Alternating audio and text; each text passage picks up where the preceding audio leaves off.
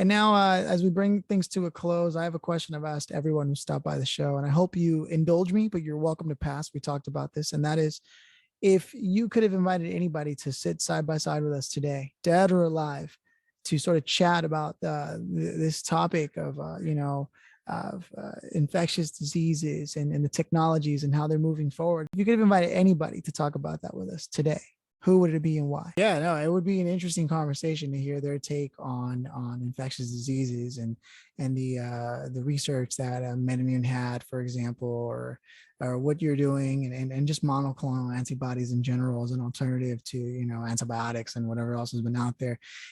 Really a fascinating conversation, and I'm glad you went deep on it. I know sometimes it's like, should we go deep and start using terminology? Yes, please do, because anybody who's truly interested in this, they're going to want to hear that. And to be able to share your story and know that you come from a place where nothing was ever taken for granted, and the expectation was hard work was going to be the minimum cost of entry, and to see it pay off by then stepping into an industry that just takes that to the next 10x and say, yeah, hard work is going to be necessary before you see any kind of return.